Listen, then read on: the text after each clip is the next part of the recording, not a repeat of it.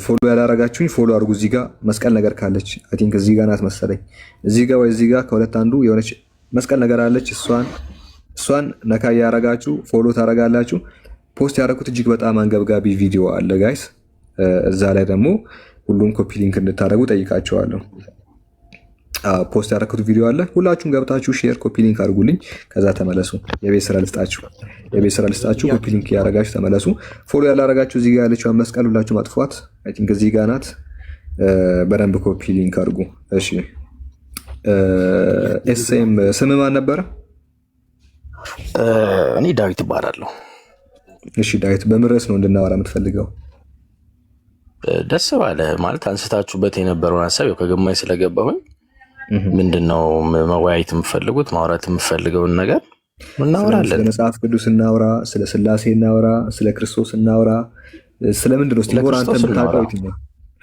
እሺ በጣም ጥሩ። ስለ ክርስቶስ እናወራለን። የምችለውን አወራለሁ እንዳልኩ ነው። እኔ ለምሳሌ እያወራሁ እኔ አይንን ግንባር ያርገው አልልህም። ለምንድን ነው የማልልህ?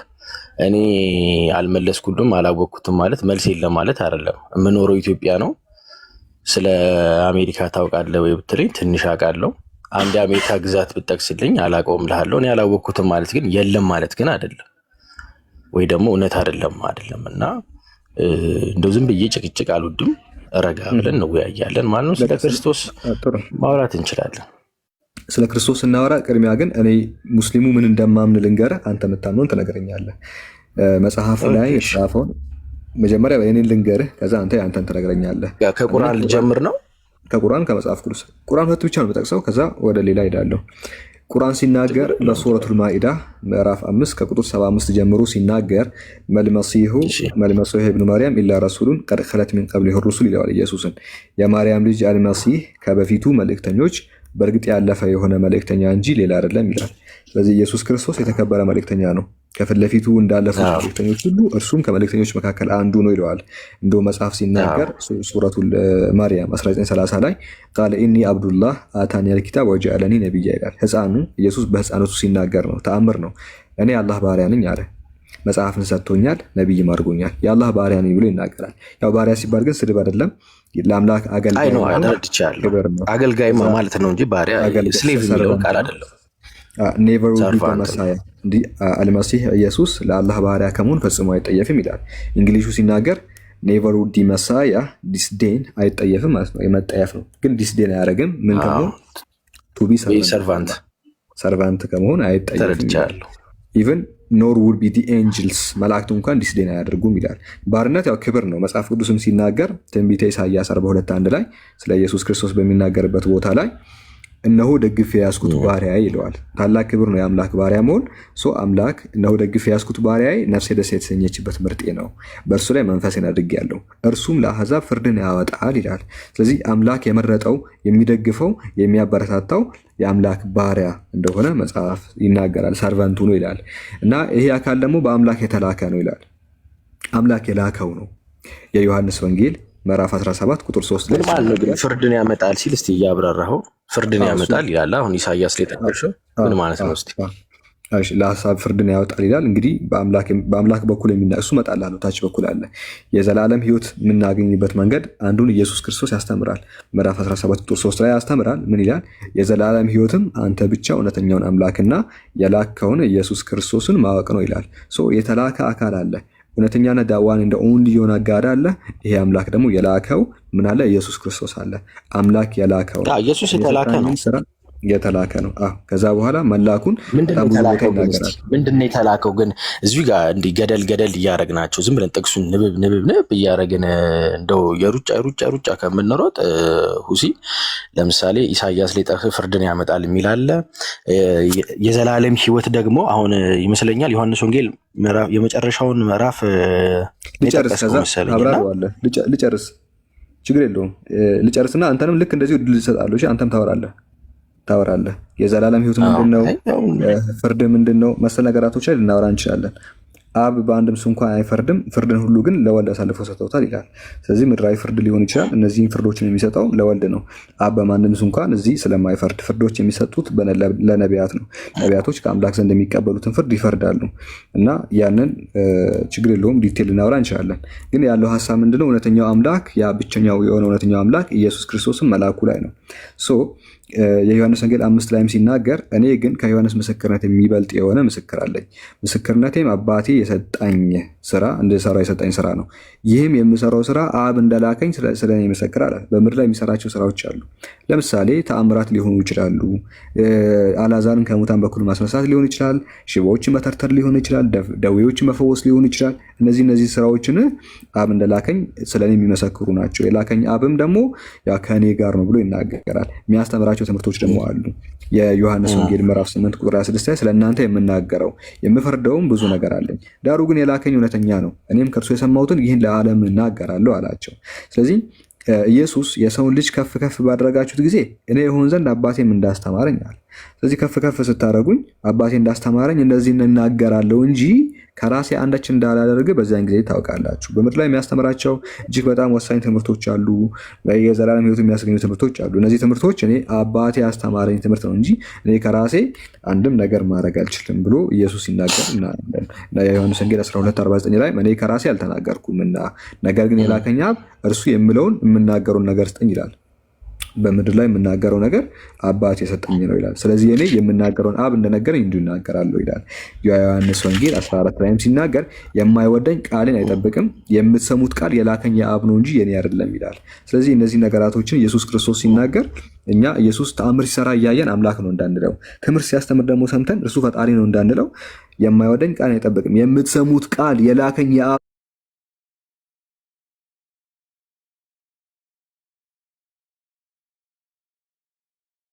ነው እንጂ የኔ አይደለም ይላል። ቆይ ስራዬ ድንቅ ከሆነ ትምህርቴም እጅግ የሚማርካችሁ ከሆነ የኔ እኮ አይደለም ግን የላከኝ የአብ ነው ይላል። ስለዚህ ድንቅም ነገር ካየ ተአምራትንም ብናይ ደዌዎችን ሲፈውስ ብናይ እንዲህ አምላክ መጣ ሳይሆን የምንለው አምላክ ይህንን አካል ቀብቶት የሚናገረው ነገር ሰጠው እንላለን። እና እስቲ አንተ ደግሞ የምትለው ነገር በለን። እሺ ጥያቄ አለኝ። ጥቅሶቹን ጠቅሰህ የለ አሁን ጥቅሶቹ ጋር ትመለስና ማለት ነው እንትን አድርግ አብራ ልክ እኔ እንዳልኩት አዲሱ ኪዳን በመጽሐፍ ቅዱስ መሰረት እንዴት ነው የዘላለም ሕይወት የሚገኘው የሚለውን ሀሳብ ታነሳለህ። ምክንያቱም የቃሎቹ ጭብጥ ያለው እዚህ ጋር ስለሆነ አሁን ለምሳሌ አብ ተልኳል። ልክ ነህ። ለምሳሌ እኔ እንደውም ጥቅስ ልጨምርልህ፣ እንደውም እኔ ጥቅስ ልጨምርልህ። እሺ እነርሱ ግን ስለ አብ እየነገራቸው እንደሆነ አላስተዋሉም። ስለዚህ ኢየሱስ እንዲህ አለ፣ የሰው ልጅ ከፍ ከፍ ባደረጋችሁት ጊዜ ያ ያልኳችሁት እርሱ እኔ እንደሆንኩ አብ ያስተማረኝ እንደምናገር በራሴ ፍቃድ ምንም እንደማላደርግ ታውቃላችሁ። የላከኝ እርሱ ከእኔ ጋር ነው፣ ምንም ጊዜ የሚያስደስተውን ስለማድረግ ብቻዬን አልተወኝም ይላልና እነኚህ ቃሎች አሉ። ለምሳሌ እነኚህም ደግሞ በትነን እናወራቸው። አሁን ዝም ብለን እሱ ከሱ ምንም አያረግም እንደዛ አይደለም እና ያነሳኸውን ክፍሎች አንድ በአንድ ታብራራቸዋለህ። ከመጀመሪያው ለምሳሌ ፍርድን ያመጣል ስትል፣ የተላከ ነው ስትል፣ የዘላለም እንዴት ነው የዘላለም ሕይወት የምናገኘው? እሱን በማመን እሱ ስለፈወሰ ብቻ ለምሳሌ የፈለኩት እንደኔ ገለጻ እንድታረግ ነበረ። ገለጻ ታረግ ያው እያወራውን አዳምጠኛ። ለምሳሌ በምድር ላይ ሲኖር ሳለ ሽባዎቹ እንዲፈውስ እንደዚህ እንዲያደርግ ብላል። ለምሳሌ በነ ኤልያስም በነ ኤልሳም ጊዜ እኮ ሽባዎች ይፈው በጣም ድንቅ ታምራቶች አንዳንድ ጊዜ ከኢየሱስ የበለጠ ለምሳሌ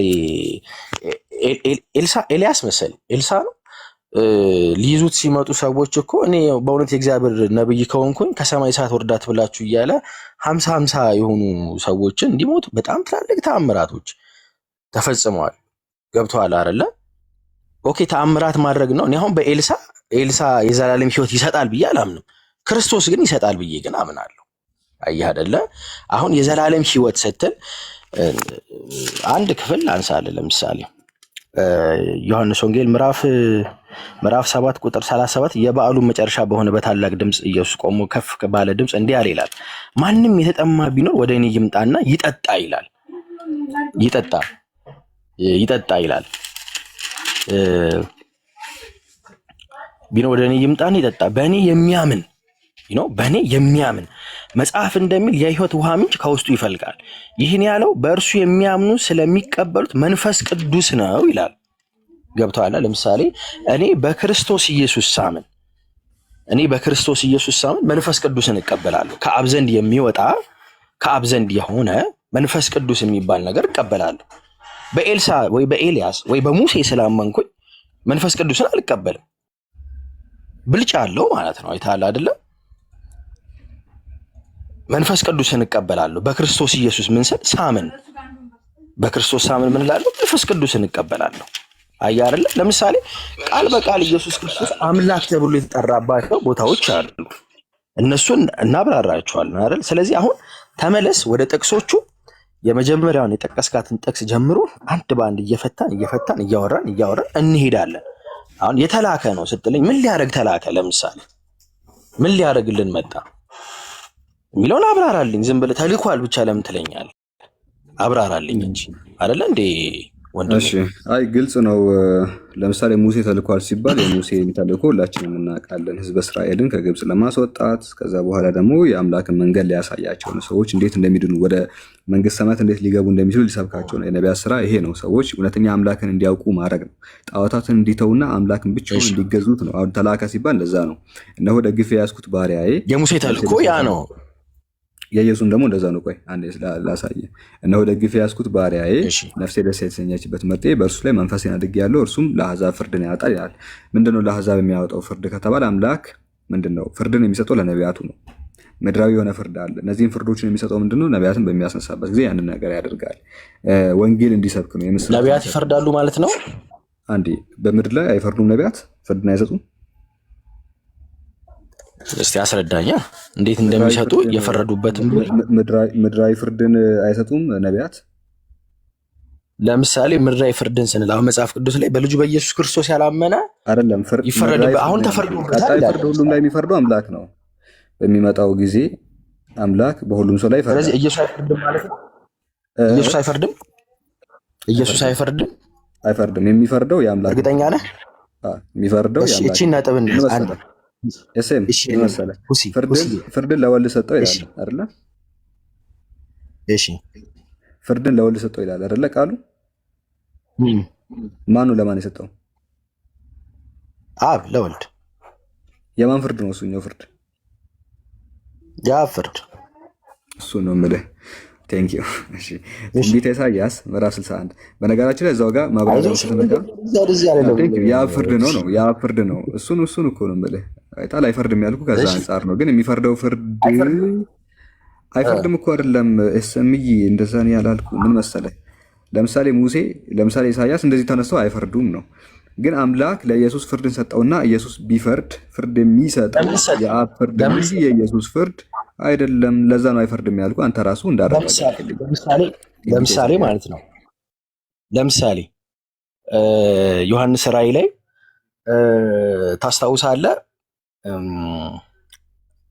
መጽሐፉን ሊፈታ የተገባው ብሎ የሚያነሳው አንድ ክፍል አለ እና እግዚአብሔር አብ ለኢየሱስ ሰጠው ብሎ ይናገራል።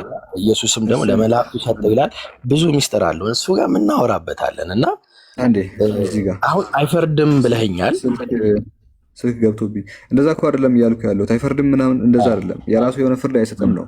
ግን አምላክ ለነቢያት ፍርድን ሰጥቶ ያንን ፍርድ ነቢያት ያስተጋቡታል ነው። ከነቢያት መካከል ደግሞ አንዱ ኢየሱስ የሚፈርደው ፍርድ የአባቱን ፍርድ ነው እንጂ የራሱን ፍርድ አይደለም ነው እያልኩ ያለሁት። ፈረደ የሚል ካመጣልኝ አንተ ፈረደ የሚል ልታመጣ ትችላለህ እኮ። ግን የማን ፍርድ ነው ብዬ በጠይቅ የአብ ፍርድ ነው። አብ ለኢየሱስ ፍርድ ሰጠው፣ ወልድ ፈረደ። ስለዚህ ፍርዱ የኢየሱስ አይደለም። እሺ ትንቢተ ኢሳይያስ 61:1 ላይ የጌታ የእግዚአብሔርን መንፈስ በእኔ ላይ ነው፣ ለድሆች የምስራችን እሰብክ ዘንድ እግዚአብሔር ቀብቶኛል፣ ልባቸው የተሰበረውን እጠግን ዘንድ፣ ለተማረኩት ነፃነትን፣ ለታሰሩት መፈታትን እናገር ዘንድ ልኮኛል ብሎ ኢየሱስ ይናገራል። ስለዚህ ሰዎቹ ወደ ንስሐ ወደ አምላክ መንገድ ሊያመጣ የተላከ መልእክተኛ ነው። ስለዚህ ተላከ ሲባል ምንድን ነው ብለህ ለጠየቀኝ ቅድም እዛው ላይ ሲናገር 61:1 ላይ ምንድነው? ልባቸው የተሰበረውን እጠግን ዘንድ ለተማረኩትም ነፃነትን ለታሰሩትም ደግሞ መፋታትን እናገር ዘንድ ልኮኛል ይላል። ይሄ ከብዙ እንግዲህ እንትኖቹ መካከል አንዱ ነው። ከብዙ ዓላማዎቹ መካከል አንዱ ነው። ሰዎች እውነተኛውን መንግስት የእግዚአብሔር መንግስት እንዲወርሱ ሰዎችን ከአምላክ ጋር ማስታረቅ፣ እሱ ራሱ አስታራቂ ነው። ለማስታረቅ መካከለኛ ለመሆን ሰዎች መንገድ ነው ይላል እኮ ኢየሱስን ሲናገር መጽሐፍ ቅዱስ። እሱ መንገድ ነው፣ እውነትም ነው፣ ህይወትም ነው ይለዋል። ዳስ ሜታፎሪካል ኤክስፕሬሽን ባይዘ እዛ ጋር የተጠቀሱት ሰው ወደ እውነተኛው አምላክ የሚወስድ መንገድ ነው እንጂ እሱ ራሱ እውነተኛ አምላክ አይደለም ነው። ቀጥል።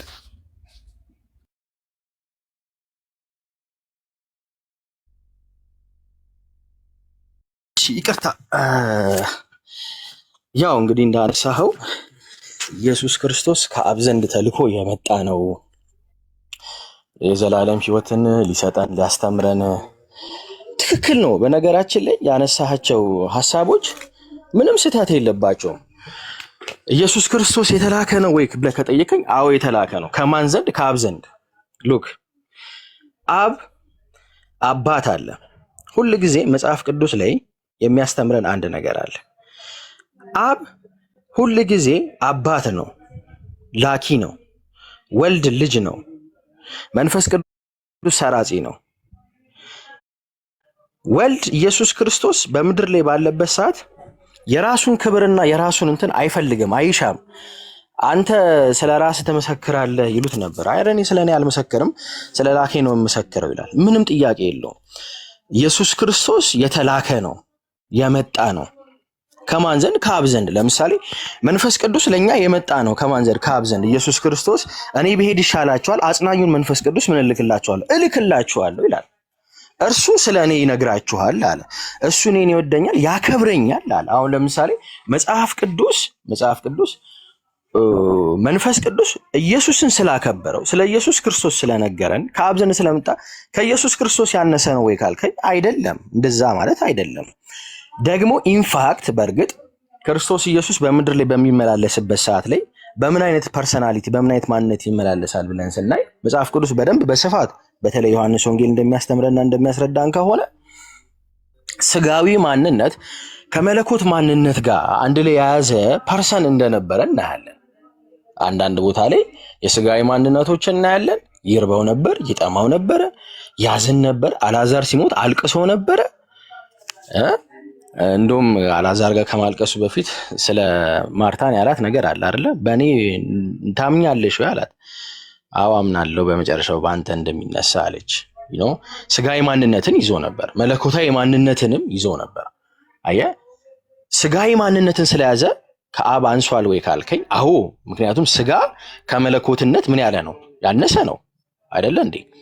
ነገር ግን አሁን ያንሳል ይበልጣል የምንለው ካላቸው ከፖዚሽናል አኳያ ሳይሆን ከፐርሰንነታቸው።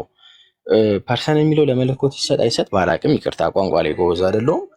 ነገር ግን መለኮታዊ ማንነታቸው ጋር አንጻር ግን አንድ አይነት ናቸው። ለምሳሌ አንተ በምትሰራበት ድርጅት ውስጥ ያንተ አለቃ አለ፣ አንተ ከሱ ያነስክ ፖዚሽን ቢኖርህ በፖዚሽን ልትለያዩ ትችላላችሁ። ከረንትሊ በፐርሰናሊቲ ግን ሁለታችሁም ሰው ናቸው፣ አትለያዩ። በፐርሰናሊቲ አንተም አለቃህም ሰው ናቸው። እኔ የምሰራው ስራ አለ፣ ጽዳት ሰራተኛ የምትኖር ከእኔ ትለያለች። እሷ በስራዋ ኢንፋክት ልትለይ ትችላለች። በፐርሰንነቷ ግን አትለይም። ገብቶሃል?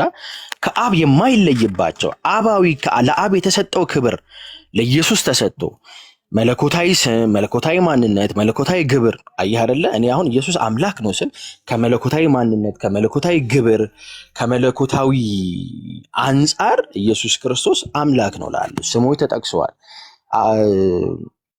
ኢንተራፕት አድርጌህ ነው መሰለኝ። የዘላለም ሕይወት የሚለው ላይም ታነሳልኛለህ፣ ከአብ ተልኳል የሚለው ላይም ታነሳልኛለህ። በእርግጥ ኢየሱስ ክርስቶስ የዘላለም ዮሐንስ ወንጌል መጨረሻ ያነሳው ይህ የዘላለም ሕይወት ነው፣ እውነተኛ አምላክ የሆንከውን አንተንና የላከውን ኢየሱስ ክርስቶስን ማወቅ ይህ የዘላለም ሕይወት ነው ይላል። እዚህ ጋር አንድ ጥያቄ እስኪ ልጠይቅህ። ኢየሱስ ክርስቶስ እኔ ዕብራውያን ላይ ሄጄ ኢየሱስ ቃል በቃል አምላክ ተብሎ የተጻፈበትን የተጠራበትን ማን እንዳለው ሁላ ታውቃለህ? ስለ ልጁ ግን ስለ እሱ ልጅ ግን አምላክ ሆይ ዙፋንህ ከዘላለም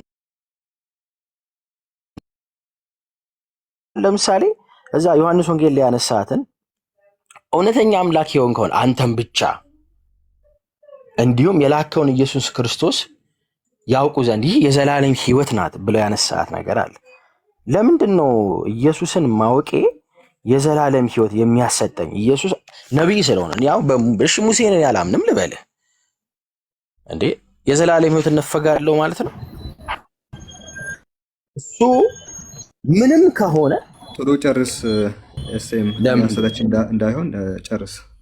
ኧረ አያሰለችም። ውይ አድራለሁ፣ ችግር የለውም። ምንድን ነው ጨርስ። አይ ኮሜንተሮችን እያየው ነበርና አሳጥረህ ሀሳብህን ጨርስ። መልስ ልስጥህ። እሺ ስጥልኝ ሀሳብን። ችግር የለውም ጨርስ። በቃ ይኸው አቆምኩልህ። አንተ ሀሳብን ገጥ ሀሳብን ሳጨርስ ነው እንትን የምትለው። እሺ አንደኛ ጥያቄ በኢየሱስ ክርስቶስ ማመኔ ለምንድን ነው የዘላለም ሕይወት የሚሰጠኝ? ሁለተኛ ከእግዚአብሔር አብ ጋር በስትክክል አቻ ላቻ ተጠቅሶ እግዚአብሔር እውነተኛ አምላክ የሆንከውን አንተን ማወቅና የላከውን ኢየሱስ ክርስቶስ ብሎ ለምንድን ነው አቻ ላቻ የተጠቀሰው እዛ ቁጥርና እዛ ምዕራፍ ላይ? እሱን መልስልኝ። ምክንያቱም ስላነሳኸው ነው ጥቅሱን። እሺ አቻ ለአቻ አልተጠቀሰም። በመጀመሪያ በጣም የተሳሳትከው ነገር አቻ በአቻ አይደለም የተጠቀሰው። ለምንድን ነው መሰለህ? አንዱን ምን ብሎ ጠቀሰ? አንዱን ምን ብሎ ጠቀሰ ብለን ስናይ አንዱን አምላክ ብሎ ጠቀሰ፣ አንዱን መልእክተኛ ብሎ ጠቀሰ። በአንድ ጥቅስ ላይ አላህ የሙሐመድ ጌታ ነው የሚል ቢኖር ይኸውላችሁ፣ አላህ የሙሐመድ አንድ ተው ቁርአንን ተው። በነቢያት ዘመኑ ራሱን ችሎ ለብቻው ነው የምናነሳው። ጳውሎስና ገላትያ 1:1 ላይ ወይ ቲቶ 1:1 ላይ ቲቶ 1:1 ላይ ጳውሎስና እግዚአብሔር በአንድ ጥቅስ ላይ ይጠቀሳሉ። ጳውሎስና እግዚአብሔር በአንድ ጥቅስ ላይ ይጠቀሳሉ። ምን ተብለው? እሺ ቲቶ 1:1 ላሳይ። ቲቶ 1:1 እሺ ሚውት ልክ እንደሰማው አዳምጣውን ሚውት አድርግና ጣልቃ እንትራት አድራራጣጣ ቲቶ 1:1 ላይ በአንድ ቦታ መጠቀስ ምንም አያደርግም ነው። የእግዚአብሔር ባሪያና የኢየሱስ ክርስቶስ ሐዋርያ የሆነው ጳውሎስ ይላል። እዚሁ ቁጥር 1 ላይ ሁለቱንም እግዚአብሔርንም ባሪያ ብሎ ኢየሱስን ይገልጸዋል። ጳውሎስም ማለት ነው የእግዚአብሔር ባሪያና የኢየሱስ ክርስቶስ ሐዋርያ የሆነ ባሪያነቱ ለእግዚአብሔር፣ ሐዋርያነቱ ደግሞ ለኢየሱስ ክርስቶስ። አንዴ ወደዚህ ላሳይ የመጣሁት ምንድን ነው? በአንድ ጥቅስ ላይ እግዚአብሔርና ፍጡራን ሊጠቀሱ ይችላሉ። ምንም ሊያስደንቅ አይገባም። በአንድ ጥቅስ ላይ እግዚአብሔርም ስላለ ኢየሱስም ስላለ ጳውሎስም ስላለ ጳውሎስ፣ ኢየሱስ፣ እግዚአብሔር ሶስቱ ስላሴ ሊባሉ አይችሉም። በአንድ ጥቅስ ላይ መጠቀሱ ምንም ሚስጥር የለውም ነው። ነገር ግን በአንድ ጥቅስ ላይ ሲጠቀሱ ምን ተብሎ የሚጠቀሱት የሚል ጀመረ ደግሞ በስርዓት እያወራን መረበሽ ጀመርክ። በአንድ ጥቅስ ላይ ጳውሎስና ኢየሱስ ወይ እግዚአብሔር ሊጠቀሱ ይችላሉ። ይሄ ማለት ግን ለውጥ አለው ማለት አይደለም። ለምንድነው ለውጥ ያለው? ጳውሎስም ተጠቅሶ ስለተገኘ። ግን እዛ ጥቅስ ላይ ምን ተብሎ ተጠሩ የሚል ነገር ማወቅ በጣም አስፈላጊው ጉዳይ ነው። አብ ምን ተብሎ ተጠራ ከተባለ ይሄው የዘላለም ሕይወት አንተ ብቻ እውነተኛ አምላክ ተብሎ ተጠራ። ምን እውነተኛው አምላክ ተብሎ በዚህ ጥቅስ ላይ ይጠራል። እውነተኛው አምላክ። ከዛስ ኢየሱስስ የላከው ይላል መልእክተኛ ተብሎ ተጠራ እዛ ላይ። ስለዚህ በአንድ ጥቅስ ላይ መኖሩ ሳይሆን ወሳኙ ጉዳይ እዛ ጥቅስ ላይ አንዱ ምን ተባለ፣ አንዱ ምን ደግሞ ተብሎ ተጠራ የሚለውን ነገር ማወቁ እጅግ አስፈላጊ ነገር ነው። አንዱ ላኪ ከተባለ፣ አንዱ ተላኪ ከተባለ ሁለቱ አካላት ፈጽሞ የተለያዩ ናቸው ነው። አንዱ የሚልክ፣ አንዱ የሚላክ፣ አንዱ ፈጣሪ፣ አንዱ ፍጡር ከተባሉ አንድ ጥቅስ ላይ ተጠቀሰ አልተጠቀሰ? እግዚአብሔር ፈጠርኩ ቢለኝ እኔም በአንድ ጥቅስ ላይ እኔና እግዚአብሔር በአንድ ጥቅስ ላይ ስለተጠቀስን እኔ አምላክ ነኝ ማለት አይደለም። ጳውሎስ ብዙ ቦታ ከእግዚአብሔር ጋር ተጠቅሰዋል። መላእክትም ይጠቀሳሉ። እሱ ብቻ አይደለም። ዮሐንስም የዮሐንስ ራእይ ምዕራፍ 1 ቁጥር 1 ላይ ተጠቅሰዋል። ወሳኙ ጉዳይ የአንድ ጥቅስ መኖር ሳይሆን በዛ ጥቅስ ላይ ምን ተብሎ ተገለጸ የሚለውን ነገር ማወቁ እጅግ በጣም አስፈላጊ ነገር ነው። ስለዚህ አንዱ የተላከ፣ አንዱ የላከ፣ አንዱ ፈጣሪ፣ አንዱ ፍጡር ከተባለ እዛ ጋር ነገራቶች ይቋጫሉ ነው። እና አንድ የሚገርም ነገር ላሳያችሁ። ኢየሱስ ክርስቶስን ሕያው እንዲሆን ራሱ የሚያደርገው አብ ነው። ሕያው እንዲሆን ራሱ የሚያደርገው አብ ነው። የዮሐንስ ወንጌል ምዕራፍ 5 ቁጥር 26 ላይ አብ በራሱ ሕይወት እንዳለው እንዲሁ ደግሞ ለወልድ በራሱ አንድ ቅድም 20 ደቂቃ ስታወራ ሰምቼ ነበረ። ምንም የሚውሳ ሳልረብሽ ሰው ታዳምጣለህ። እመጣላለሁ ወደ ዕብራውያን 1:8 ስለ ልጁ ግን አምላኩ የሚለው በጣም ተራ ነገር ነው። ለምን እንደጠቀስከው ራሱ አላውቅም። እሺ አብ በራሱ ሕይወት እንዳለው አሳያለሁ። አብ በራሱ ሕይወት እንዳለው እንዲሁ ለወልድ ደግሞ በራሱ ሕይወት እንዲኖረው ሰጥቶታልና ይላል። በነገር አብ ሕያው እንደሆነ ሁሉ ወልድም እንዲኖር ሕያው እንዲሆን የሚያደርገው በነገራችን ላይ አብ ነው። ስለዚህ አንዱ ፈጣሪ ነው፣ አንዱ ፍጡር ነው። አንዱ የሚልክ ነው፣ አንዱ የሚላክ ነው። ስለዚህ ምንም ለውጥ አያስገኝም ነው። ሕያው አብ እንደላከኝ እኔም ከአብ የተነሳ ሕያው እንደመሆን አለ። ከአብ የተነሳ ነው ሕያው ልሆን የሚችለው ብሎ ይናገራል። ስለዚህ ይሄ ነው ያለው ነገር። ባይሆን ዕብራውያን 1:8 ላይ ስለ ልጁ ግን አምላክ ሆይ ተብሎ ተጠርቷል። በነገራችን ላይ እዚህ ጥቅስ ላይ አልጨረስኩም። አንዴ ለመልስ ላይ ያወራኸው ነው እሴ መትረብሽ ዕብራውያን ላይ ጠቀስክ። እሱን ሪፊዩት ላድርግህና ከዛ ልምጣ። እሺ ዕብራውያን 1:8 ላይ ይመስለኛል ስለ ልጁ ግን አምላክ ሆይ ብሎ መዝሙር 45ን ጠቀሰ። እዛ መዝሙረኛው ዳዊት የጠቀሰው ስለ ልጁ ግን ብሎ የጠቀሰው ጳውሎስ ነው አሩ ነው። የዕብራውያን ደራሲ ማን እንደሆነ ባናውቅም የዕብራውያን ደራሲ ማን እንደሆነ አይታወቅም። ለጊዜው የሆነ አካል ነው ብቻ ማን ይሁን ማን አይታወቅም። ስለ ልጁ ግን አምላክ ሆይ ዙፋንህ እስከ ዘላለም ድረስ ይኖራል ብሎ የሚጠቅሰው ከመዝሙር ነው፣ ከመዝሙር ዳዊት ነው። እዛኛው መዝሙር ላይ ዳዊት ስለ ልጁ ስለ ሰለሞን የተናገረው። ጃቢርን አስገቡት አድሚኖች፣ ሰው አትንኩ። ጃቢርን አስገቡት አንድ ጊዜ። ስለ ልጁ ግን አምላክ ሆይ ብሎ ይገልጻል። ኦብቪየስሊ አስቀድሞ ዳዊት ስለ ልጁ ስለ ሰለሞን የተናገረውን የዕብራውያን ደራሲ ደግሞ ለኢየሱስ ተጠቅሞታል። እዚህ ቦታ ስለማን ነው የሚናገረው? እንዳልከራከር ስለ ኢየሱስ ነው። መዝሙር ላይ ያለው ግን ስለ ሰለሞን ነው። ታዲያ ሰለሞንም አምላክ ተብሎ ኢየሱስም አምላክ ተብሎ ምናምን ካልከኝ አዎ ይባላሉ። ኢየሱስ አምላክ ተብሏል? አዎ ተብሏል። የት? መጽሐፍ ቅዱስ ላይ። ከነሱ መካከል አንዱ እዚህ ቦታ ላይ ነው አምላክ ተብሎ ተጠርቷል። ይሄ እንዳይገርምህ በጣም ብዙ ሰዎች አምላክ ናቸው መጽሐፍ ቅዱስ ላይ። ለምሳሌ አምጣልኝ ካልከኝ ዘጸአት ምዕራፍ 7 ቁጥር 1 ላይ እንዴ ብዙ አምላክ አለ መጽሐፍ ቅዱስ ላይ። አምላክ ተብሎ መጠራት ከሆነ እግዚአብሔርም ሙሴም እና አለው እኔ ለፈርዖን አምላክ አድርጌሃለሁ አለው። እኔ አንተን ነው አምላክ ያረኩ አለው። ስለዚህ ሰዎች መጽሐፍ ቅዱስ ላይ አምላክ ይባላሉ። የዮሐንስ ወንጌል ኢየሱስ ራሱ ይናገራል። የዮሐንስ ወንጌል ምዕራፍ 10 ቁጥር 35 ላይ መጽሐፍ ሊሻር አይቻልም ይላል ኢየሱስ ሲናገር። እነዚያን የእግዚአብሔር ቃል የመጣላቸውን አለ በብዜት አማልክት ካላቸው አለ እኔ የእግዚአብሔር ልጅ ነኝ ስላልኩ ለምን ይገርማቸዋል አለ። ጭራሽ እኮ የእግዚአብሔር ቃል የሚመጣ ላይ እጅግ በጣም ኖርማል ነገር ነው። ነቢያት አምላክ ናቸው። ሙሴ አምላክ ነው። ሰለሞን አምላክ ነው። አምላክ የሚለው ስያሜ የእግዚአብሔርን ቃል ይዞ አድሚኖች እናንተ ናችሁ የምታወርዱት። አትነካኩ፣ ገስት አትነካኩ፣ መልሱት። እግዚአብሔር ወይ ደግሞ አምላክ ወይ ያህዌ ኤሎሂም ምናምን ተብሎ ኤሎሂም ተብሎ መጠራት በጣም የተለመደና ኖርማል ነገር ነው። ኢየሱስ ክርስቶስ አምላክ ሊሆን ይቅርና እርሱ ከነቢያት መካከል አንዱ የሆነ መልእክተኛ ነው እንጂ በፍጹም አምላክ አይደለም። እና ያን አምላክ ተብሎ መጠራት ተራ ነገር ስለሆነ ነው ብዙም ትኩረት ባታደርግበት። ቃል በቃል እናውራ አይደል? አሁን አድሚኖች ሰው መልሱ፣ ሰው አትነካኩ እና ፎሎ ያላረጋችሁ ሁላችሁም ፎሎ አድርጉ። ቪዲዮ ሰርቻለሁ፣ ያንን ኮፒ ሊንክ አድርጉ። አሁን ቃል በቃል እናውራ ሀሳባችንን እንድንጠቀልል። እሺ ጨረስክ አንተ ሀሳብህን? አንተ ላነሳው አሁን ለዕብራውያኑ ምርጥ መልሳለኝ፣ ለሱ መልሳለኝ። ወደ ዮሐንስ 17 ተመለስ። አሁን ዮሐንስ 17 አልጨረስኩም ብያለሁ ቅድም። እሱ ሊያወራ ደስ እያለኝ ቃል በቃል ደስ እያለኝ ነው። ምን መሰለህ እዚህ ጋር ላነሳልህ የፈለግኩትኝ የዘላለም ሕይወት ተጠቅሳለች። ይሿች ስለ ዘላለም ሕይወት ባይሆን አንድ ሀሳብ ላንሳልህ። ለምሳሌ እዚህ ጋር የዘላለም ሕይወትም የአንድ ሰው የዘላለም ሕይወትም ተብሎ እውነተኛ አምላክ ይሆንክ አንተን ማን ነው እሱ? እውነተኛ አምላክ አንተ ብቻ እውነተኛ አምላክ ይሆንክ እግዚአብሔር አብ እውነተኛ እግዚአብሔር አብ። እሺ ቀጥል። ቆይ ልጠይቅ ጥያቄ። የላከውን ኢየሱስ ክርስቶስን ማወቅ ይላል። የዘላለም ሕይወት የሚገኘው እውነተኛና ብቸኛ የሆነውና ኢየሱስ እግዚአብሔርን ማወቅ ነው አይደለም? የዘላለም ሕይወት የሚገኘው አምላክ አንድ ነው አይደለም ስትል ነው አይደለም? ቆይ ነው አጭሩ ምላሽ ነው አይደለም ለሚለው ነው አይደለም ለሚለው ጥያቄ ነው። እርሱ ምንድን ነው? አንዴ አፌ ላይ ትቁም። ነው አይደለም ለሚለው ነው የሚለው ምላሹ ምንድን ነው የዘላለም የላከውንም ኢየሱስን ማወቅ ነው አይደለም? አንተ ታዳምጣለህ? አጭሩ ምላሽ ነው እሱ ምንድን ነው? አንተ ብቻ እውነተኛውን አምላክ እውነተኛ አምላክ የምትለው ብቻውን የሆነው መለኮት ስታመልክ ነው እንጂ ኢየሱስን ጨምረህ አይደለም። ያኔ ሲኦል ነው የምትገባው። ቀጥለውን እሺ ታዲያ የላከውን ማወቅ ለምንድን ነው የዘላለም ኢየሱስን መጨመር ሲኦል ያስገባል። እሺ ጥሩ። ሁለተኛ ፖይንት አረንጓዴ የላከውንም ኢየሱስ ክርስቶስን ማወቅ ይላል።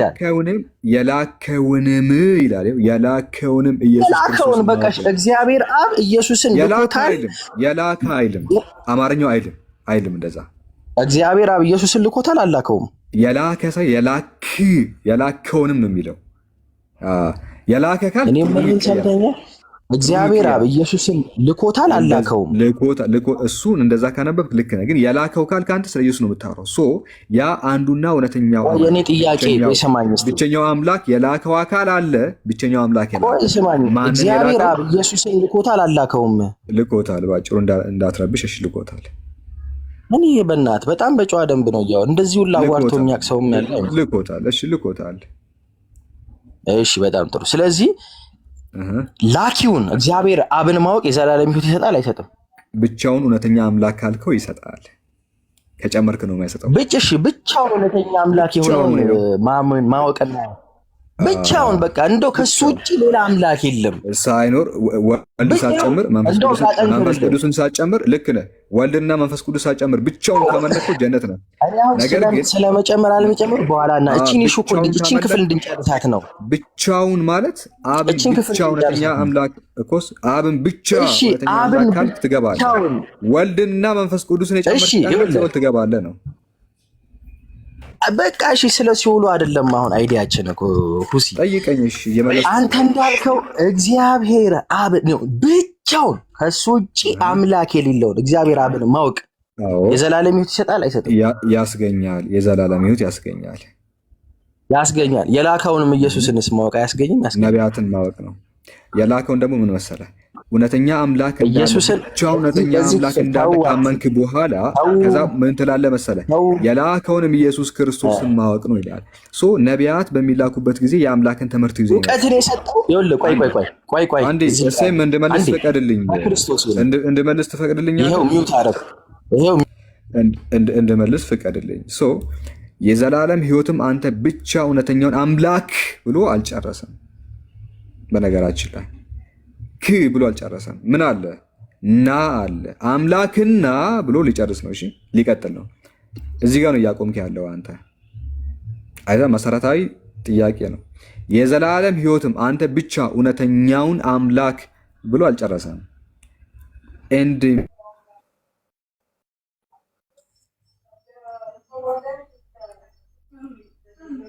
አንተ ግን እንዴት ነው እዚህ ጋር ነው ብቻ ብለን ያቆምከው? ኦኬ የዘላለም ሕይወትም አንተ ብቻ እውነተኛውን አምላክና አለ። እሺ የላከውንም ኢየሱስ ክርስቶስ አንድ ላይ ነው እና ማወቅን ያስቀመጠው ሁለቱንም አያይዞ እና ብሎ አንዴ እንደዚህ አይደለም የሚሆነው። እንደዚህ ተረባብሸን አይደለም እውነተኛውን ሰዓት ጊዜ ስጠኝ፣ ችግር የለውም። እውነተኛውን አምላክና የላከውንም ኢየሱስ ክርስቶስን ማወቅ ነው ይላል። ስለዚህ የተላከው ኢየሱስ ክርስቶስ የአምላክ መልእክተኛ መሆኑን፣ ነቢይ መሆኑን፣ ሰው መሆኑን፣ ፍጡር መሆኑን ማወቅ ግዴታ ነው። አምላክ ካልከው ገሃነም ነው የምትገባው። እርሱ ደግሞ ጌታ ነው ምናምን ካልከው፣ ጌታ ሲባል በፈጣሪነት ሴንስ ካልከው ሲኦል ነው የምትገባው። ስለዚህ አምላክን ብቻ ምናምን ብሎ ሳይሆን አምላክ የላከውን መልእክተኞች መቀበል አለብን። ለምሳሌ እኔ ሙስሊሙ አላህ ሱብሓነሁ ወተዓላ እውነተኛ አምላክ እንደሆነ አምኜ ነቢ መሐመድ